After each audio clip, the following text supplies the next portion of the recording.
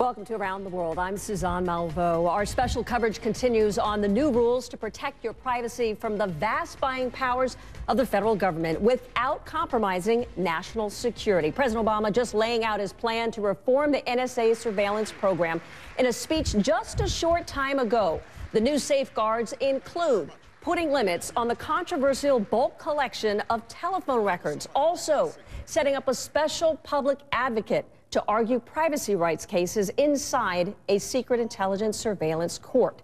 Also increasing privacy protections for people overseas, particularly heads of state. Many are already arguing that these are not necessarily sweeping changes, but the president does hope that the reforms will help restore trust in U.S. spy practices at home and around the world.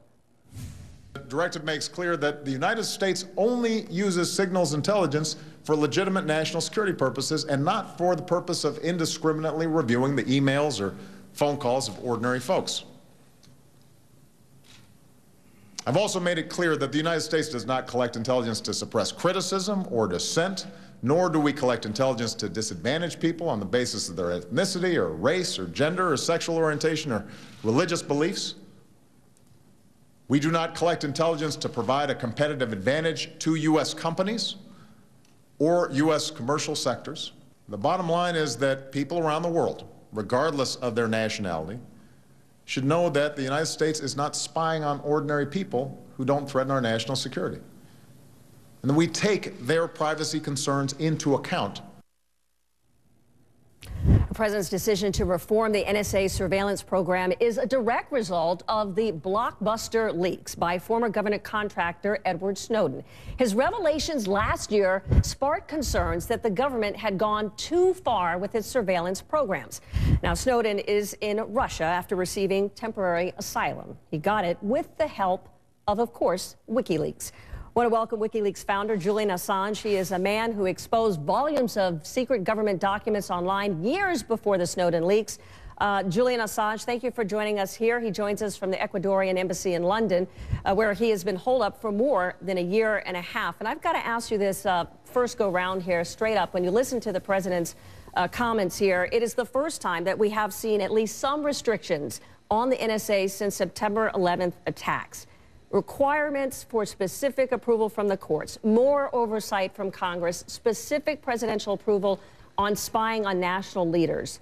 You've given up your life to provide this platform to expose these secrets through your website. Are you satisfied with what you've heard? Well, look, I think it's embarrassing for a head of state to go on like that for 45 minutes and say almost nothing. Unfortunately, one has to deconstruct a little of what has been said in the points that you've raised.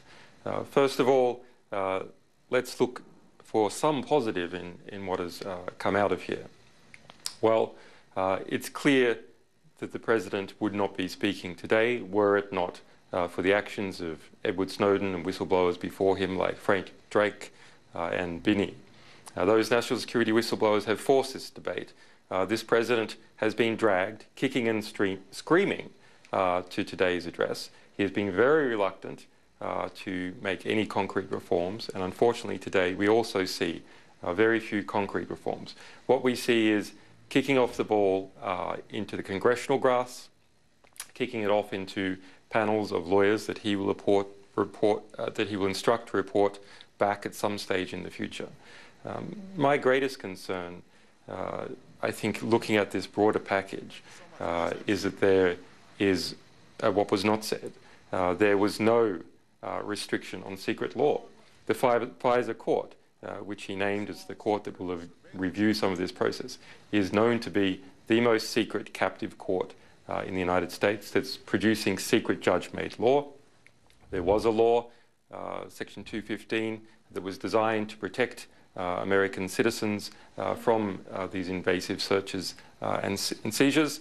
The FISA court and the DOJ secretly reinterpreted that law to make it apply to the entire country. Let me ask you this, if I can interrupt just for a moment here.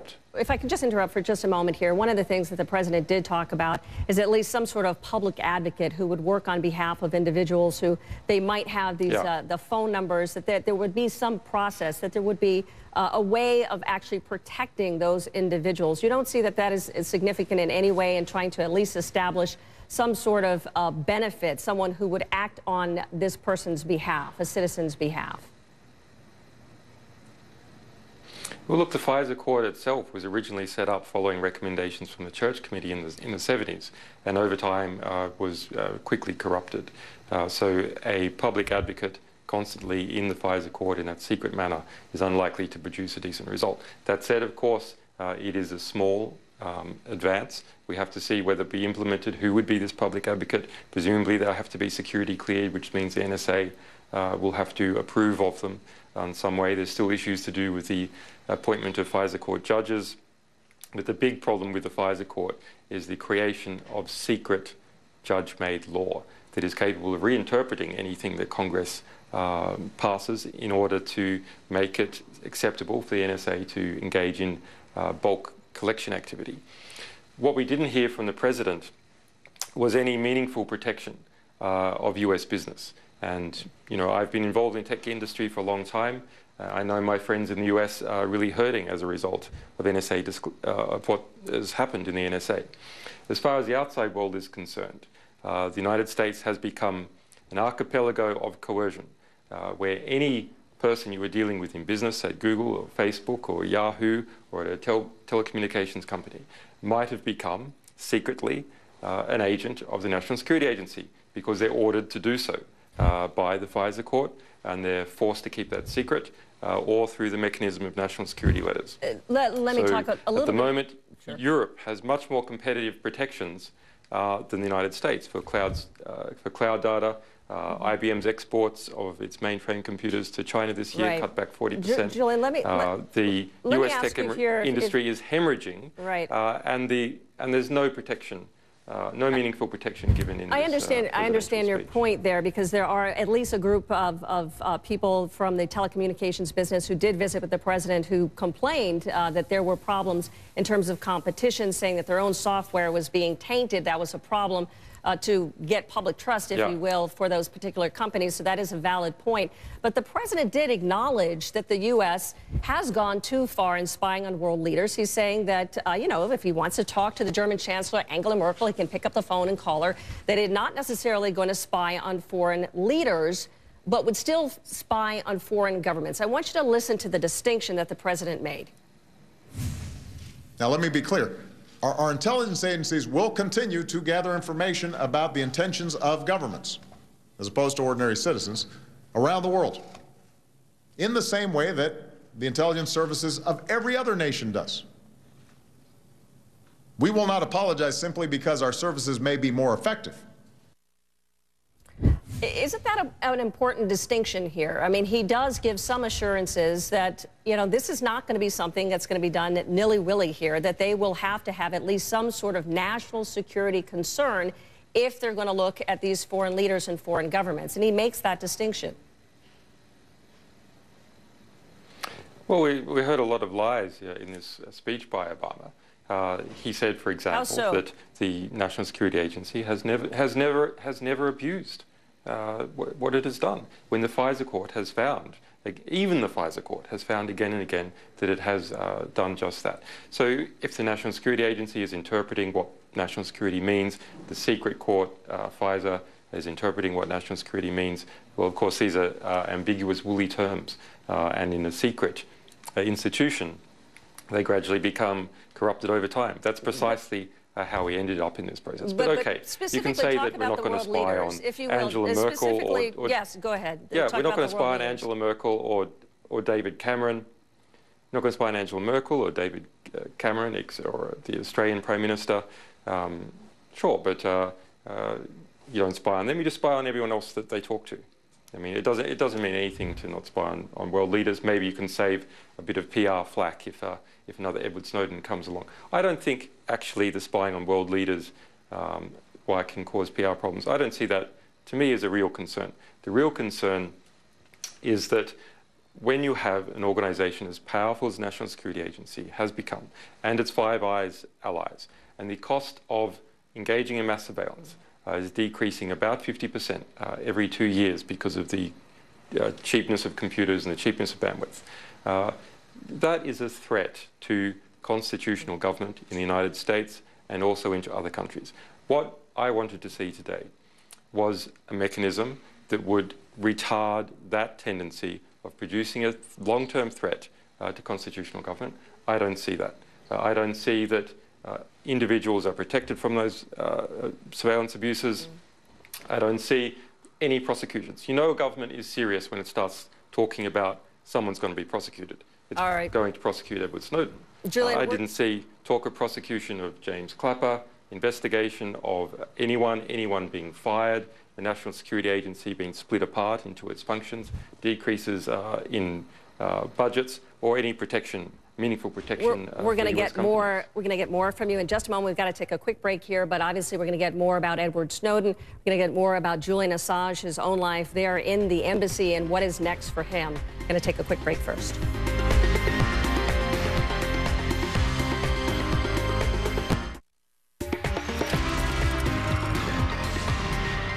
We're back with Julian Assange, the founder of WikiLeaks, and thank you for joining us. Appreciate your time, of course, after the president's speech dealing with some of the reforms that he's talking about in the NSA.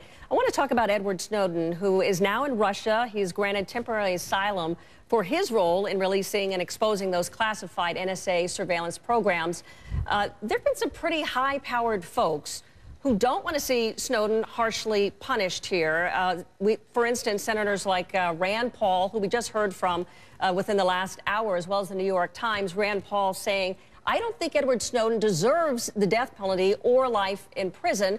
I think that's inappropriate, and I think that's why he fled. New York Times editorial, it is time for the United States to offer Mr. Snowden a plea bargain or some form of clemency that would allow him to return home. Here's what the president said about Snowden today. I will say that our nation's defense depends in part on the fidelity of those entrusted with our nation's secrets.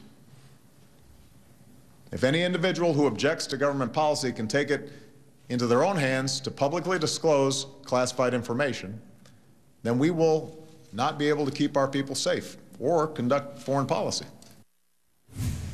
So, Julian, he's still saying that he doesn't think that Snowden went about this the right way. What do you think is appropriate for Snowden? Well, look, obviously the internal mechanisms failed. This president failed, this administration failed, the National Security Agency failed to hold itself to account internally. When there's a failure of internal oversight, other people have to step into the role. And that's what Edward Snowden has done. That's what the press involved in this matter has done. Edward Snowden next week will be making, I believe, an online response to President Obama on freesnowden.is, his defense team and defense fund. Tell us more about that. When was the last time you talked to Edward Snowden or his team? Well, because of communication security concerns, which must be all too obvious, I don't speak directly about the nature of my communications. The UK government has admitted to spending £6 million, about $10 million so far, on spying on me in this embassy, just with the police alone. But I think Edward Snowden today will be quite happy that at least there is 45 minutes of a president speaking about these issues. There's going to be a lot of debate generated as a result of the president's statements, debates including some of the details. For example, if an independent body is created to hold that data, well, presumably the FBI and other law enforcement bodies will also go after it. We know what the situation is in Europe. Many European countries tell their telcos to hold the data for 18 months. Others, such as Germany, have found that to be unconstitutional. It's deleted. What's the difference in the United States, where people in the United States are subject to less rights than Europe, despite the Fourth Amendment? So clearly there's a problem there. Edward Snowden and other NSA whistleblowers have seen that problem and addressing it. Julian, in relation to your question about Edward Snowden's circumstance and what will happen with him, well, he is, thanks to our efforts and some lawyers, safe now in Russia. His visa is coming up for renewal in 8 months, his asylum visa. I suppose that is an important time for him, and people should be supportive of him. It's outrageous to see President Obama condemning him on the one hand and saying it at the same time. So, excuse me, do you know if he was watching the president's speech? You say that he's going to be responding in about a week or so. Do you know if he was watching? He will be responding next week, I believe, possibly early next week. I'm not sure if he's watching, but I'm sure he's following the matter quite closely. I know he does follow the debate and the reform debate in the United States quite closely. And let's talk about your own circumstance here, because what we understand is that at least here in the United States, that you are likely not going to be facing charges. Officials have indicated that there is no sealed indictment against you. And according to the New York Times, Justice Department officials are saying that, you know, if they were to prosecute you, they'd have to prosecute many news organizations in the United States and journalists as well. They're just not going to do that. If that's off the table, right, and you're not going to have to likely face charges in the United States, you still face the allegations in Sweden of sexual misconduct. You've repeatedly said those are politically motivated, retribution for your website. Would you consider stepping out of the embassy grounds, off the grounds, taking your case, and defending yourself in Sweden to prove them wrong? Well, look, unfortunately, it's not the case, what you claim. That was one anonymous official speaking anonymously to the Washington Post. Subsequently, the district attorney involved in the matter, in our grand jury, which has now been going for 3 years, the biggest investigation into a publisher, the most expensive that has ever occurred in US history. I'm sorry, what did you say was not the case? Federal attorney. Are you talking about the allegations in Sweden, or are you talking about the indictment in the United States? Formally, the investigation into WikiLeaks and me continues in the United States. It's run by the Virginia Virginia federal attorney. He has confirmed that it formally continues. There seems to be some debate, perhaps within the DOJ, about the correctness of that investigation. I hope that our staff are protected and that wiser heads prevail in the US and drop that investigation. But unfortunately, now it continues. We know that a wide range of people have been involved in that investigation. The FBI, the NSA, the CIA has publicly declared that it's been involved in that investigation, the Pentagon, etc. 12 US government agencies. It has been the largest investigation into a publisher ever. It has gone for more than 3 years, and it continues. It's a disgrace. It's a threat to journalists. It's a threat to my staff. Thanks to our lawyers, we've been fighting it, but thus far it continues. In relation to the Swedish matter, I have not been charged in Sweden. There are allegations. The Ecuadorian government has asked that Sweden not extradite me to the US if I go to Sweden. Unfortunately, Sweden has refused, and it also refuses to come here to speak to me, and thus, unfortunately, we're at impasse. So you remain where you are in the Ecuadorian embassy in London. Julian Assange, thank you so much for your time, for your perspective. We really appreciate your taking the time this afternoon. And thanks for watching Around the World. CNN Newsroom starts right after this.